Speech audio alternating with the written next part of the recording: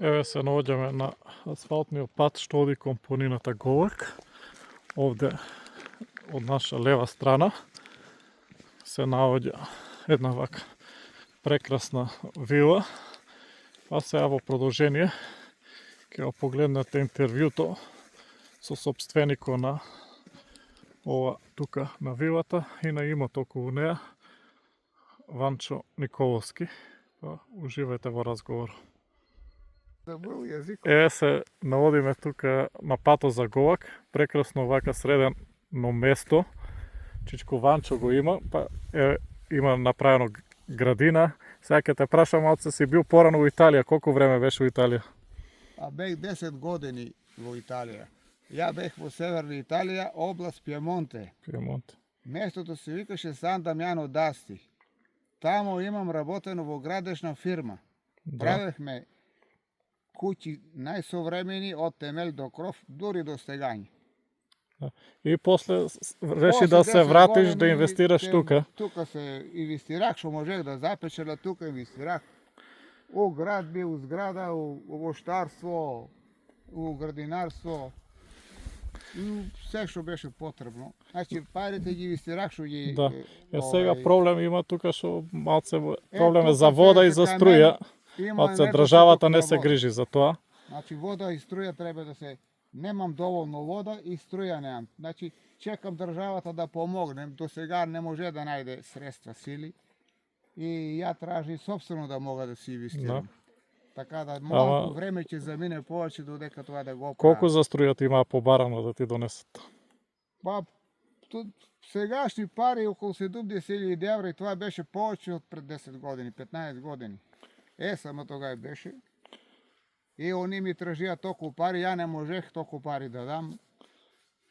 И така се ди. Па сега се надам на современа техника и на собствено да инвестирам у тие панелите што са и тие. Да. Таа нешто да имаме струја, да обезбедиме. Добро. Инаку кога што гледате тука вака супер средено, има дрва од сите видови, што е јако мал исто ги знам, али некои ги имам забораено. Ова е јаболка, иако оваа година имало мраз, па доста е уништено од нова. Од родо, ова е градина со домати патлиџан, пипер, има таму тикви, убеници, бостан, долу видовме балки, да, компиро, ова е бостан тука. И ништо, ја. Орес имам руски сливи, имам тамо е слива грчка една. Да. Тамо имам за пример така, за може од неја да се до калеми, да се повеќе воздигнат. Тие ореси имам садено исто тука се ја. Супер, ова природата е тука феноменална. Ова е џербилија, да, која се користи за компоти, за џус, за лози, имам повеќе видови на лози, 7 сорти имам, може и повеќе да имам. Тука е фурна направено за да се пече домашен леп, да се пече месо, да се имам пушална за сушење на месо правено. Браво, имаш гледам пече скучиња. Ето ова е лозе Хамбург. Грозе Хамбург. Това е тука бело грозје.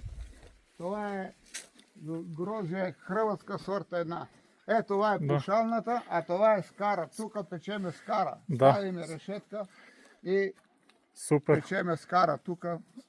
Кога има празници, слави, тука славиме. Одбележуваме и тие. Да. Инако ова е на почетокот на патот за Голак, километар 2 се поминува, 2 километра од Делчево, али природата е недопрена. Пред 30 години јас кога бев тука имаше доста стока, ама сега последно време стока слабо има. Слабо. Малку има, нема божен колку. Но тука има летниковец вака. Има липа, има само проблем е за вода и за струја. Другото е све окей.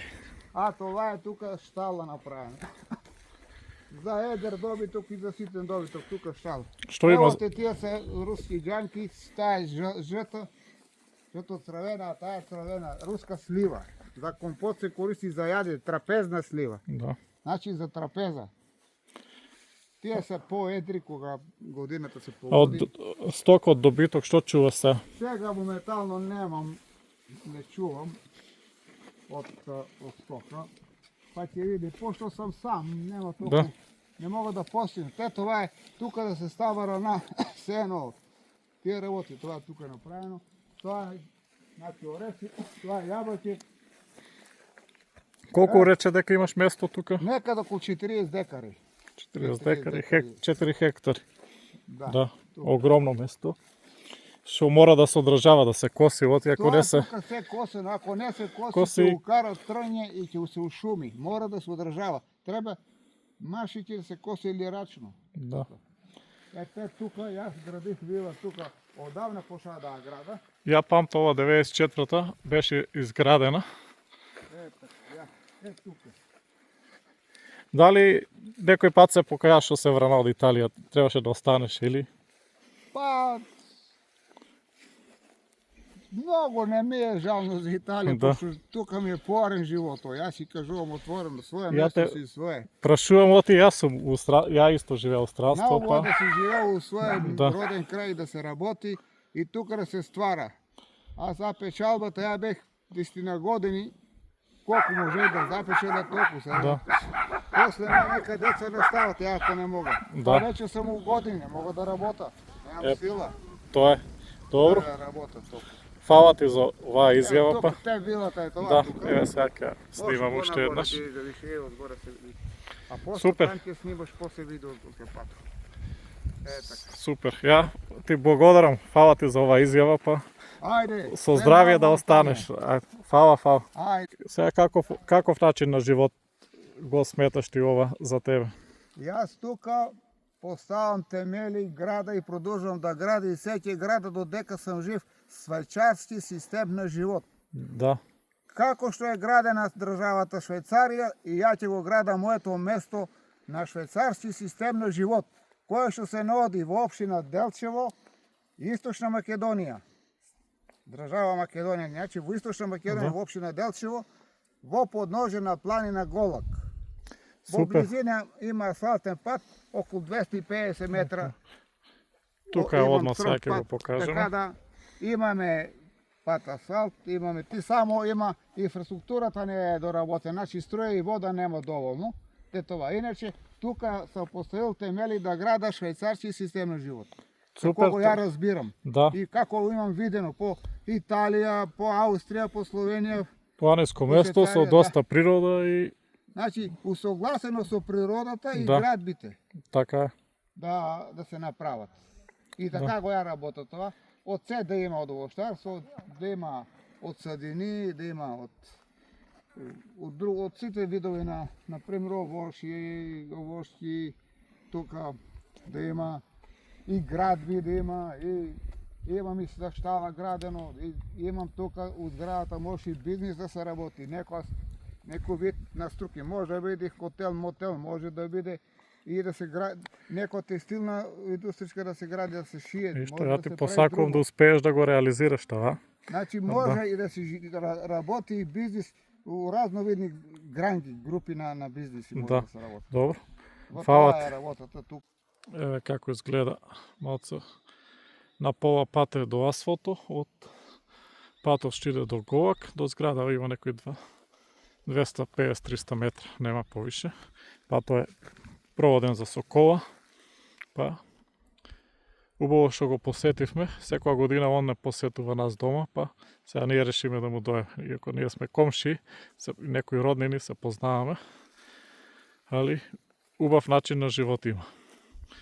Здрав пред се.